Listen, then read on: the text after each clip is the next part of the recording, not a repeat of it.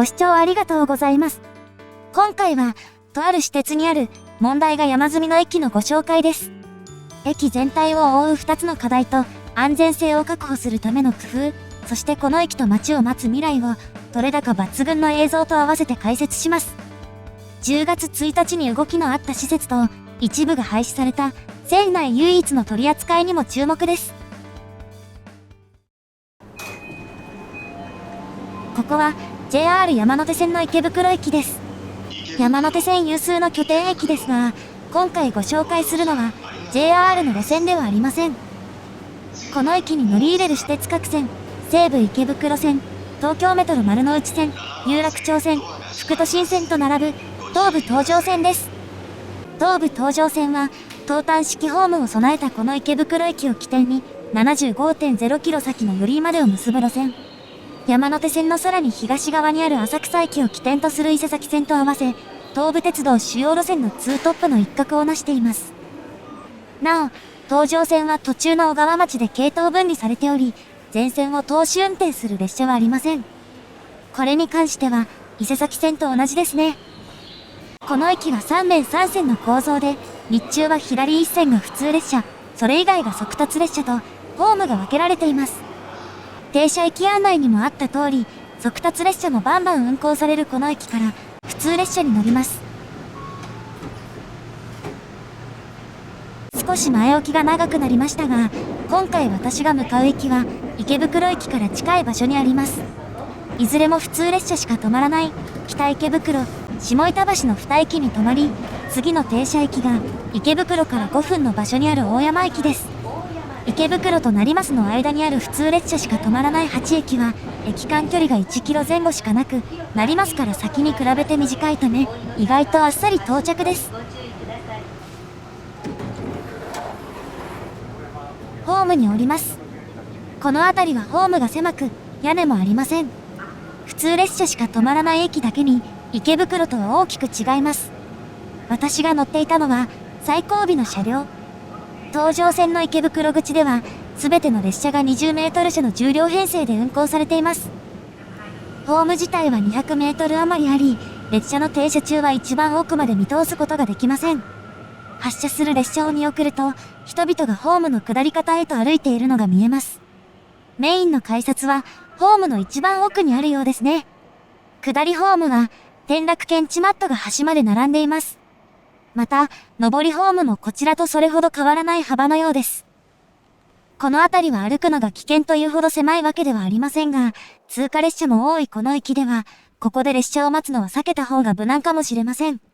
そして屋根がついた場所のあたりに、前方監視用のモニターがあります。これは8両編成用。東上線の池袋口にあった8両の列車はすでに全廃され、現在では原則10両で運行されていますが、モニター自体は今でも残っています。下り列車の停止位置は前寄せなので、10両編成はここにあるモニターは使えません。ホームの中央あたりでさらにホームの幅が広くなり、普通に列車を待てるくらいの幅になりました。ちょうどここで、上り列車が通過です。この駅を通る列車は、日中毎時16本。上下合わせて32本で、列車は絶えず行き交っています。先行の普通列車に詰まっているわけではありませんが、曲線のために速度制限を受けています。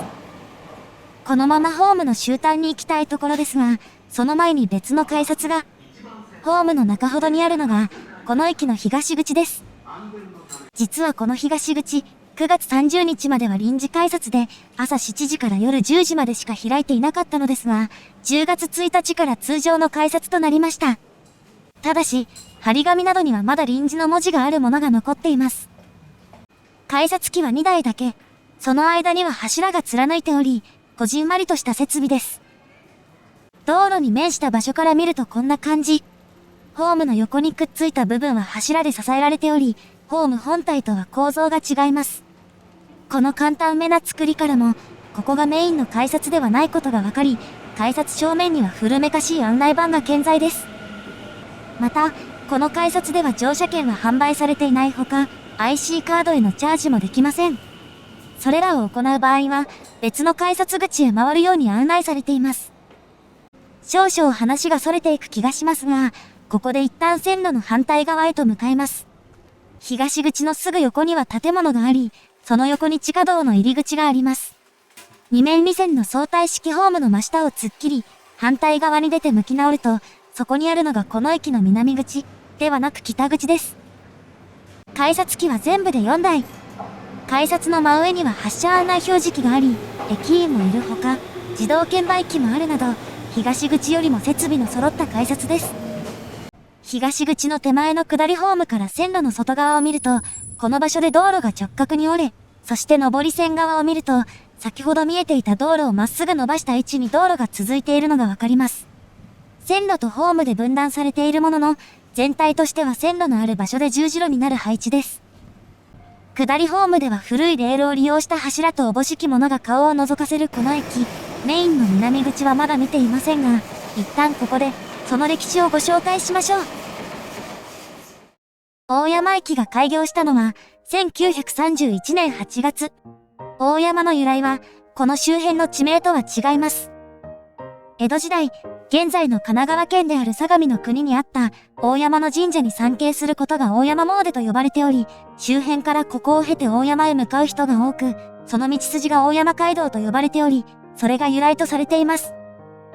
そしてかつて、東口と北口のあたりの道路は踏切になっており、ホームは6両分しかありませんでした。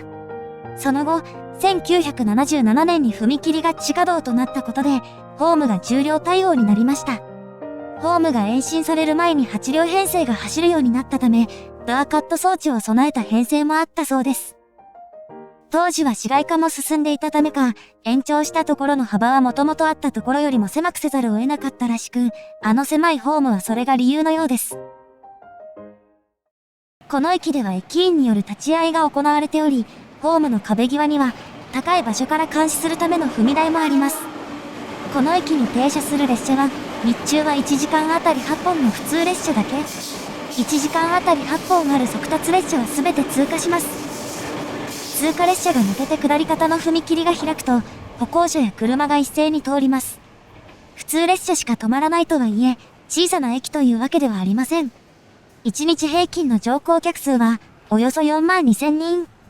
先ほどの8駅では上から3番目で、その先の成増よりも1割強少ない程度なのです。大山駅を挟む場所にあるカーブは、半径300から400メートル程度。そこまで極端な急カーブではありませんが、乗降客数が多く隣に踏切があるため危険性が高いこともあり、列車の到着発車時には駅員が注意喚起を行い、発車合図も出します。そのためこの駅のモニターには、前方監視用のモニターだけでなく、駅員からの合図を表示するための装置が設けられています。ドアが開くと、他の駅とは異なる発車ベルが響きます。乗降の安全が確認できると、左側の装置に緑色の丸が表示され、ベルが止まります。車掌がドアを閉め、最終の安全確認ができると、丸の内側が塗りつぶされた表示に変わり、それを確認した車掌が運転手に発車合図を出し、列車が動き出すというのが一連の流れです。これは、東上線では大山駅のみで行われている、極めて珍しい取り扱いです。この表示を取り扱うのは駅員の役割であり、異常発生時には赤色の表示になります。そしてホーム上にも安全確保のための装置があります。ホームの端ではライトが点滅し、その下では別のライトが注意喚起しています。なお、下りホームに関しては、ホーム床面の点滅するライトはホーム全体にあるわけではなく、先ほどご紹介した幅が広くなる場所のあたりよりも下り方にしかありません。そしてこの駅の取り扱いは上下線でも異なっています。かつては上り線でも同じ取り扱いが行われていましたが、今年10月から発車メロディーが導入され、駅員の立ち会いもなくなりました。車掌用のモニターも大型のものに交換されています。また、下りホームには転落検知マットが所狭しと並んでいますが、上りホーム側は特に間隔が開く車両両端にあたる部分のみと、設備には少々差があります。曲線の内側にホームがある方が、外側にホームがあるよりも危険度が低いとされているようです。今はまだ何とも言えませんが、下りホームの駅員の立ち会いも、いずれ取り扱いが変更されるかもしれません。南口まで向かいます。すでにホームの奥のあたりまで来ているので、ここから南口まではおよそ40メートル程度。難なく到着です。この奥にある跨線橋が、改札内で上下のホームをつなぐ唯一の階段です。なお、この左にあるエレベーターでホーム同士を移動できるので、構内のバリアフリー化は達成されています。ホームから伸びるスロープと、上りホームにつながるエレベーターを過ぎた場所にある階段の向こうにあるのが、大山駅の南口です。このまま改札を出たいところですが、その前にエレベーター通路に向かいます。あまり人気もなくて地味なスポットですが、線路をまたぐこの通路は写真館となっており、歴代の車両の写真と説明書きがあります。かつて池袋口に乗り入れていた8000系の写真もあります。末端区間で運用される現在よりも編成が長く、かつての栄光が伺えます。そして南口の様子がこちら。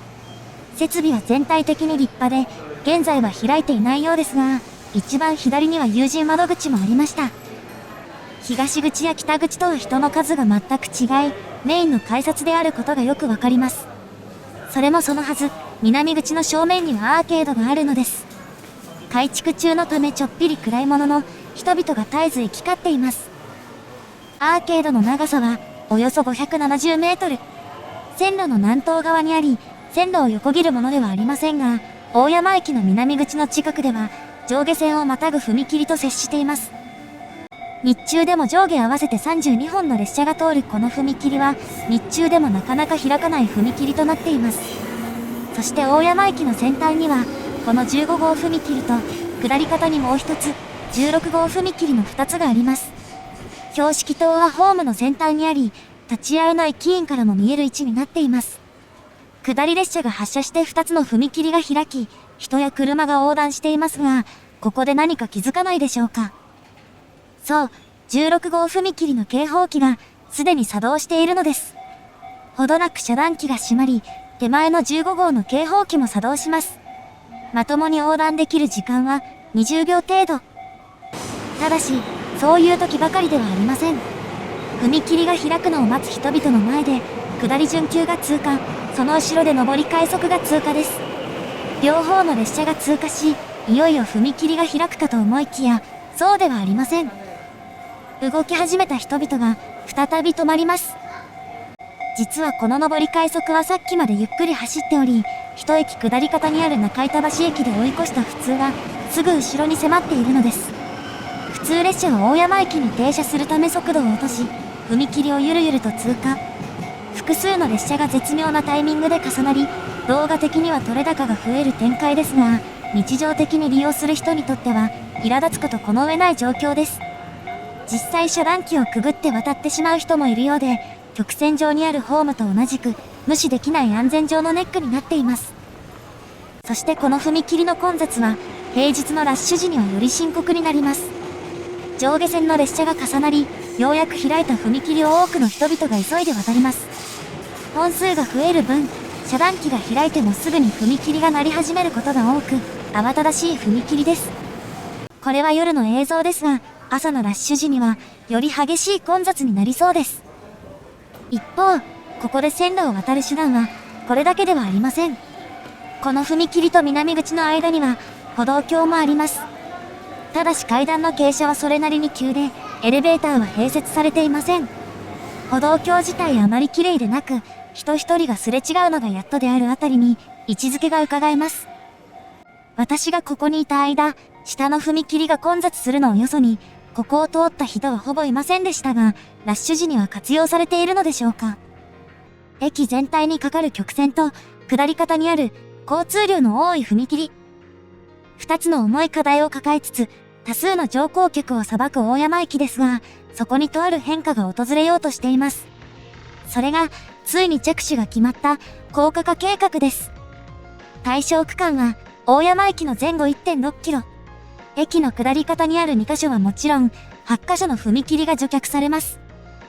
なお、高架化される駅自体はこの大山駅のみで、両隣の駅は地上駅のままです。完了予定は2030年度。事業費428億円のうち、東武鉄道がおよそ86億円、東京都と国が合わせて342億円を負担する予定です。大山駅が引き続き相対式二面二線の構造で曲線が緩やかになるのか、ホーム幅が広がるのかなど見えていないところもあります。東上線の開かずの踏切は他にもまだありますが、交通量の多い大山駅前の踏切が除却されることは大きな進歩と言えそうです。一方、都市部の高架化工事に共通することですが、建物が密集している中での工事には想定以上の時間がかかることもあります。工事が早期に完了し、鉄道の安全性と地域の利便性が向上するといいですね。ご視聴ありがとうございました。